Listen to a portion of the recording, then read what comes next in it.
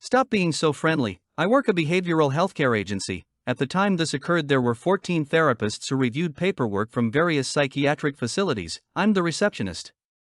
I used to greet everyone that came, and we'd have a wee chat, then get on with our work. Many had told me they enjoyed my cheerful attitude and hoped I never lost that happy spirit. At that time, director of my office singled me out on how she treated me. One month she was super cool and we got along great.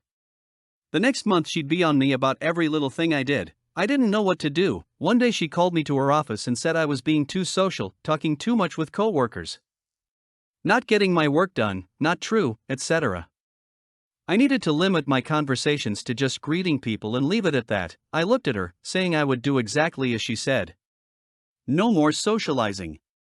Hand out assignments, say what it's for and go back to my desk. She smiled, telling me that's what she wanted. The next morning I smiled and greeted people, then I put my head down and went back to work. When I would go to their offices and hand out assignments, they would start to chat. I'd stop them, apologize, telling them I had to get back to my desk. I'd get an odd look and a nod. This went on for several days. The following week they started coming up to my desk, individually asking how I was doing. I seemed distant. If I had any problems I could talk to them as their door was always open. I smiled, thanked them for their generosity and thoughtfulness, but I was fine and had to get back to work. As I mentioned, this went on every day for a week. The following week the director called me into her office and asked what was wrong. I smiled and said nothing is wrong. I'm doing my work and it's on time, clinicians are getting their assignments and I'm keeping the chat to an absolute minimum.